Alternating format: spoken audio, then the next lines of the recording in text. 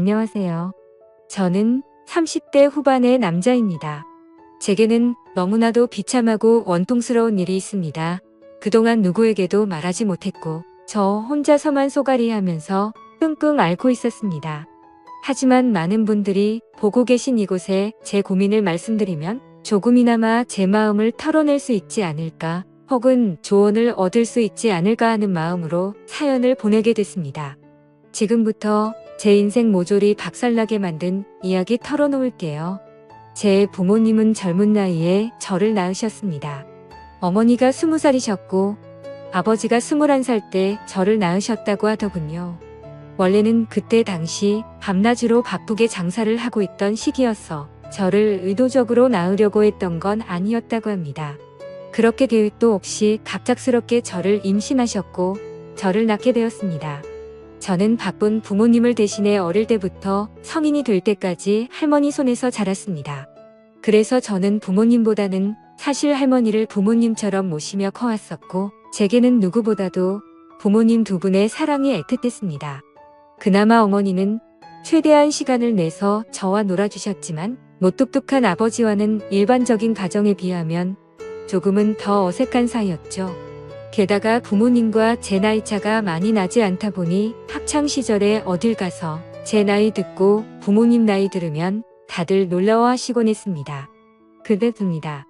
젊은 부모님을 가지고 있다는 게 이런 비극의 시초가 될 줄은 꿈에도 생각하지 못했습니다. 아무쪼록 저는 고등학교를 졸업하자마자 우연치 않게 아는 분의 소개로 배시를 시작하게 됐습니다. 제 직업의 특성상 한 번 배를 타고 바다를 나가면 짧게는 3개월 정도 걸렸고 길게는 반년 이상 바다에 나가고는 했습니다. 그리고 육지로 들어와봤자 보통 짧게는 2주 안팎으로 머물렀고 길게 있어봤자 2달 정도만 쉬다가 다시 바다로 나갔습니다. 이러한 부분들이 조금은 힘들 때도 있었지만 사람은 익숙함이 무섭다더니 계속해서 하다 보니 힘든 것도 잘 모르겠더라고요.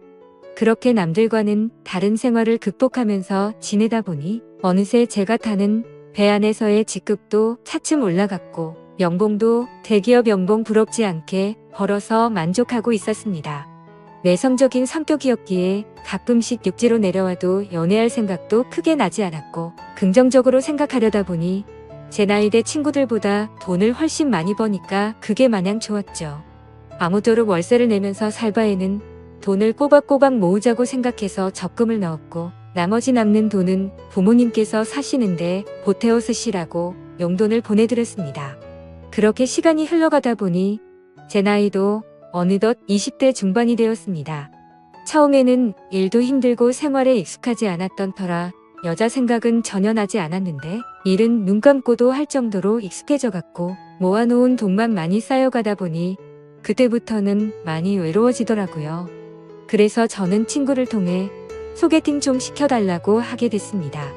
그렇게 육지로 들어올 때마다 소개팅을 받았죠. 근데 항상 문제가 되는 건 다름 아닌 제 직업이었습니다. 항상 데이트를 즐겁게 하다가도 제가 일하는 방식을 들으면 하나같이 여자들은 기겁을 하더라고요. 이해가 되지 않는 바는 절대 아니죠. 한번 육지로 와봤자 길어야 2달만 머무르다 헤어지고 바다로 나가면 길게는 반년 이상을 보내다 오는데 어찌 보면 기약 없이 이런 만남을 이어가야 하는데 문제가 아닐 수가 없었죠. 심지어 군대는 2년 정도만 기다리면 차라리 끝이 있었지만 저는 제 직업을 포기하지 않는 이상 끝이 나지 않는 거였기에 그렇게 기겁하는 모습을 이해했습니다.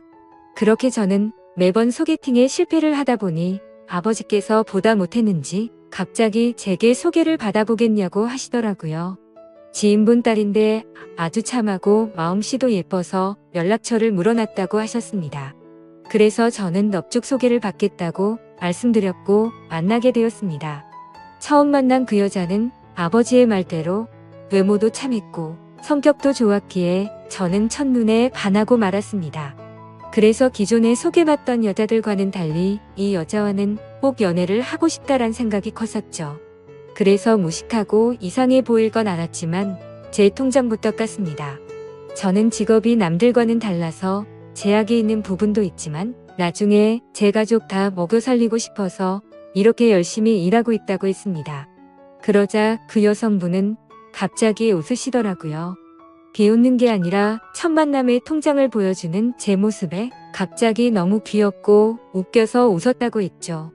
그 순간 저는 이 여자의 행동을 보고 마음속으로 그린라이트인가? 라는 생각이 들었습니다. 그래서 저는 더 침착하고 조심스럽게 말했습니다. 제가 바다로 나가고 육지에 머무르는 그런 기간들에 대한 얘기부터 시작해서 이것저것 많은 대화들을 나누었습니다. 그리고 제 진심을 알아줬는지 저희는 교제를 시작하게 되었습니다. 남들과는 너무 다른 교제 방식에 미안하기도 했지만 다른 사람에게 참아 보낼 수가 없었습니다. 많이 이기적인 걸 알았기에 제 모든 진심을 다해서 아껴주고 사랑해줬습니다. 그래서 아내와 1년 정도 사귀었을 무렵 저는 아내에게 프러포즈를 하게 됐습니다.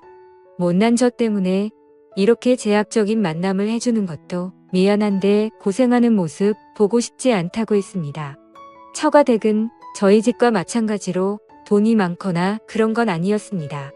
평범하게 직장 생활을 하고 계신 장인어른과 가정주부로 살아오신 장모님이셨죠.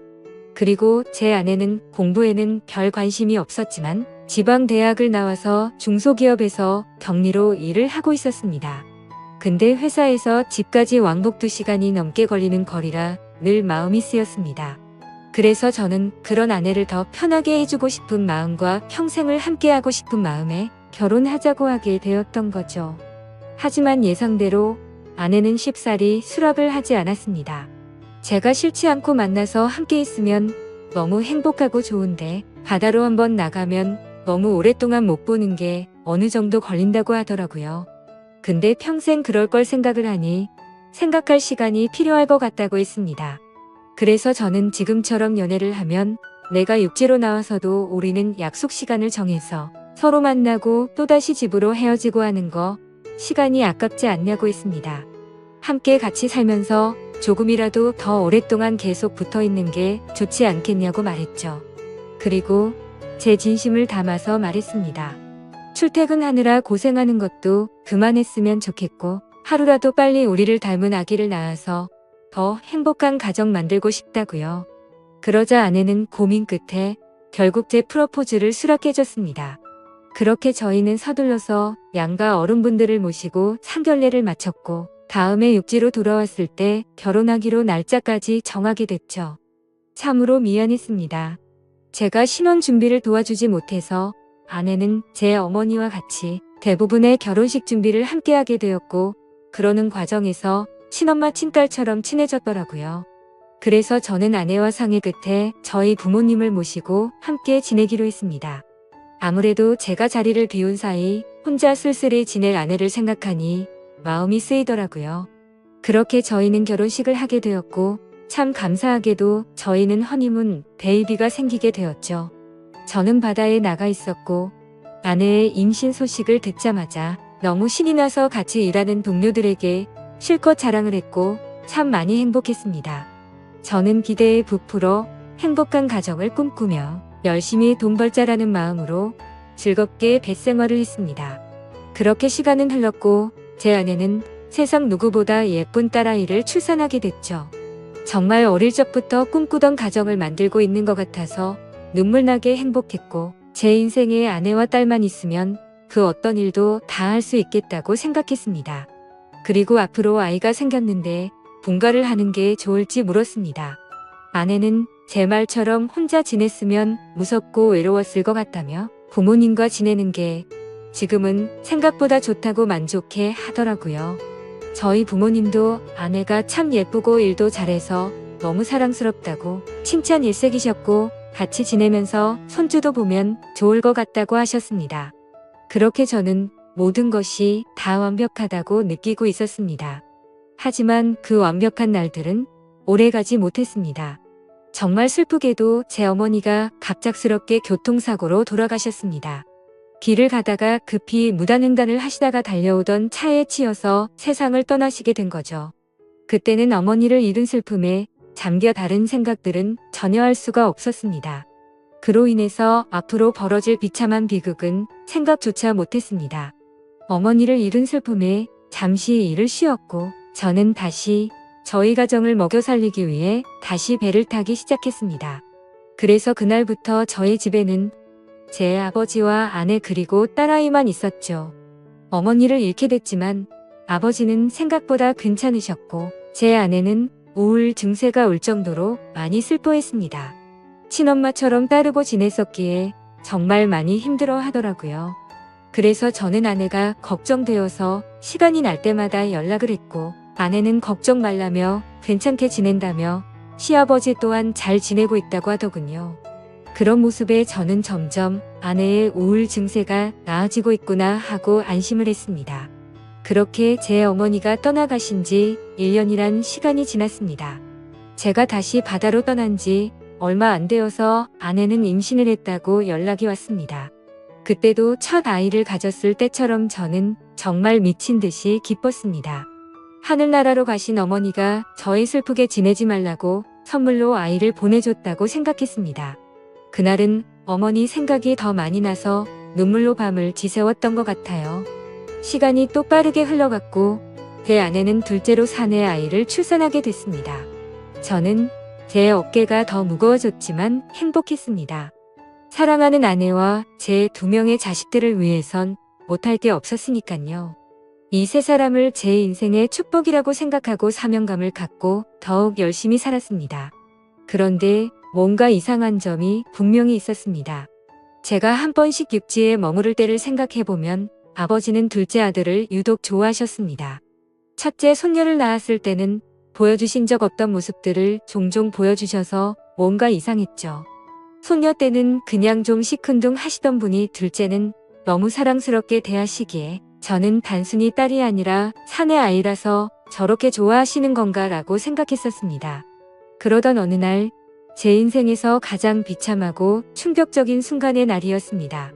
날씨가 좋지 않은 바람에 저희는 예정보다 일찍 하선을 하게 되었습니다. 그래서 깜짝 놀래켜주고 싶은 마음에 미리 연락 없이 즐거운 마음으로 집으로 향했죠. 그때 시간은 한창 아이들이 유치원에 가 있을 시간이었습니다. 저는 저를 보고 반가워할 아내를 상상하며 현관문 비밀번호를 누르고 들어갔습니다. 그런데 뭔가 느낌이 쎄하더군요.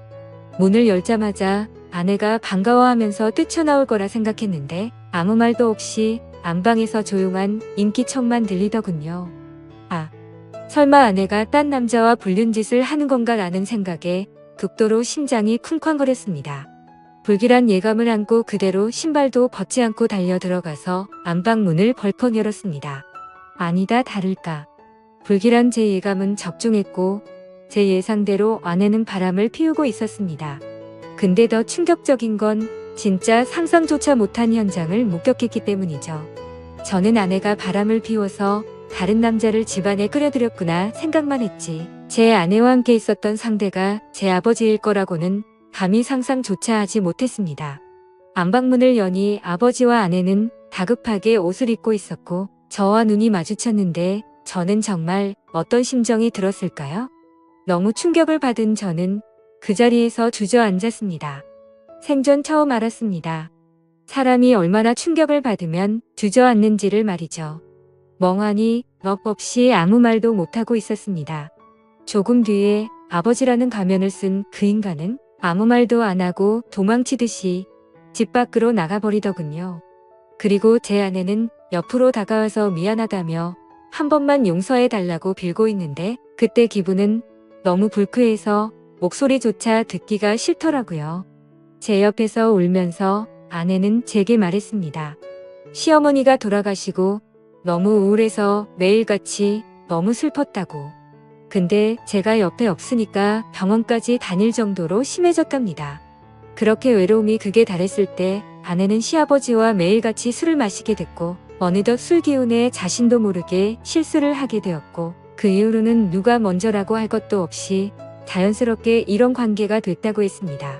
당연히 이런 말도 안 되는 상황이 잘못된 건 알고 있었고 잘못된 상황을 바로 고쳐보려고 노력을 해봤었답니다. 하지만 아무리 노력해봐도 이미 엎질러진 물은 수습이 되지 않았다네요. 그래서 아내에게 언제부터 이런 짓거리를 했냐고 물었습니다. 시어머니 돌아가시고 6개월 정도 지나서부터였다고 하더군요. 정말 피가 거꾸로 솟는 듯한 기분이 들었고 그 말을 듣자마자 순간적으로 불안한 생각이 스쳐 지나갔습니다. 왜냐하면 아버지가 둘째 아들만을 유독 특별하게 아끼던 모습들이 떠올랐기 때문이죠. 저는 앞뒤 가릴 거 없이 직설적으로 물었습니다. 둘째 아들이 내 아이 맞냐고 하니까 아내는 아무 말도 없이 고개를 숙이고 있더라고요. 제가 빨리 대답하라고 소리 지르니까 아내는 미안하다며 울기만 하더라고요. 니네가 짐승이지 진정 사람이냐며는 힘껏 소리를 질렀습니다. 현관문이 열려 있어서 동네 사람들이 수군대면서 쳐다보고 지나가는데 그딴 건 전혀 눈에 들어오지도 않더군요. 저는 그 자리에 더 있다가는 정말 크게 사고를 칠 것 같아서 일단 집 밖으로 뛰쳐나갔습니다. 어떻게 이런 일이 실제로 일어날 수가 있나 생각했고 그 충격은 절대로 쉽게 헤어나올 수가 없더군요. 그래서 며칠 동안 정신을 잃어서 쓰러질 때까지 술을 마시고 모든 연락을 끊고 있었습니다. 그 힘든 와중에도 어떻게 해야 하나 현실적인 생각들을 하게 되더라고요. 이혼을 한다고 하더라도 제가 현실적으로 아이를 혼자 키울 수도 없는 상태였고 그렇다고 배운 게 이것밖인데 지금 하고 있는 직장을 그만둘 수도 없지 않나 생각했습니다.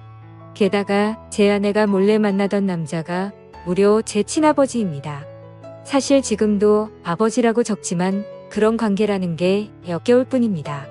아무튼 아버지라는 그 인간은 그날 집 밖으로 나가고 주랭랑을 쳤는지 지금 이 글을 쓰는 순간까지 그날 이후로는 단 한 번도 보지 못했죠. 결국에 며칠 동안 정신없는 시간을 보내다가 역겨운 마음에 차마 돌아가기 싫었지만 현실적인 문제들을 안고 집으로 들어갔습니다. 저를 보자마자 아내는 순식간에 달려와서 제게 무릎을 꿇고 빌었습니다. 제발 한 번만 용서해달라며 시아버지와 그러한 사실들이 동네방네 밝혀지면 다시는 도저히 살아갈 자신이 없다고 하더군요. 두 번 다시 이런 일 없을 테니까 용서해달라고 빌었고 현실적으로 제가 어떻게 할 방법이 없으니 일단 당장은 그냥 대충 알겠다고 말했습니다. 사실 그날 이후로 말도 잘 섞지 않았습니다. 말만 용서를 한다고 한 거지 어떻게 용서가 될까요? 아무튼 이제는 제 아들인지 알았던 그 아이는 아들인지 형제인지 알 수가 없는 말도 안 되는 개족보가 되었습니다. 하지만 아무리 괜찮은 척 해가면서 억지로 테이프질을 한다고 이게 메워질까요? 그날 이후 저는 심각할 정도로 위처증이 걸린 것 같았습니다. 하루라도 아내와 연락이 안 되면 극도로 불안해지고 초조해져서 미쳐버릴 것 같더라고요. 그때부터는 제 생활은 엉망진창이 되었고 일상이 파괴되다시피 했습니다. 배를 타고 나가서도 일도 손에 안 잡히고 그때의 역겨운 상상들이 떠오르고 도저히 버틸 수가 없겠더라고요. 결국 끝내 저는 정신과까지 다니면서 약을 먹고 치료를 받았죠. 병명은 공황장애와 폐쇄공포증까지 겹쳐서 생겼다고 하더라고요. 그래서 저는 그날 이후 제가 애착심을 갖고 일하던 배실을 그만둘 수밖에 없었습니다. 그렇게 결국 배실을 그만두고 먹고는 살아야 했기에 관련 업종의 직업에 취직했고 예전과는 비교도 안 되는 부족한 월급을 받으면서 집으로 들어가 살게 되었습니다. 하지만 지금 생각해보면 제 스스로도 이상하다고 느낄 만큼이나 정신적인 압박감이 심했던 것 같습니다. 아내와는 하루가 멀다 하고 매일같이 싸우기 바빴습니다. 그리고 제정신을 유지하는 게 싫어서 퇴근하면 항상 술을 취할 때까지 마셔댔죠. 그런 관계를 지속해오다 보니 결국 아내도 참고 참다가 결국 이혼을 하게 되었습니다. 아이들은 아내가 데리고 살기로 했고 저는 너무 괘씸한 아내에게 양육비는 1년치만 주겠다고 했더니 아내는 아무 말도 하지를 못하더군요. 그렇게 저희는 이혼을 하게 되었고 벌써 2년이라는 시간이 지났습니다. 한때는 아버지였던 그 인간은 혹시나 아내한테 찾아가는 거 아닌가 싶어 몰래 아내를 뒤따라 다녀보기도 했지만 그런 건 아닌 것 같았습니다. 이제는 그 인간이 죽었다고 하더라도 전혀 슬플 것 같지도 않고 평생 보고 싶은 생각이 단 1%도 없습니다. 요즘에는 알고 보니 제 아내였던 사람은 아이들 키우느라 일을 하는데 형편이 너무 어려워서 말이 아니라고 하더군요. 지금은 시간이 지나가다 보니 조금은 신경은 쓰이기도 하고 이렇게 제가 행복하게 생각했던 가정이 무참히 끝나버리는 게 맞나 싶기도 합니다. 근데 그런 생각이 들면서도 제 아버지란 인간과 함께 했었던 아내를 죽을 때까지 잊을 수가 없을 텐데 섣불리 판단하는 게 절대로 안 되네요. 여러분들이라면 어떻게 하실 것 같나요? 저보다 인생 경험도 많으시고 훌륭한 분들이 많으실 것 같아서 여쭤보고 싶습니다. 댓글로 생각을 남겨주시면 제가 어떻게 결정할지 큰 도움이 될 것 같습니다. 감사합니다.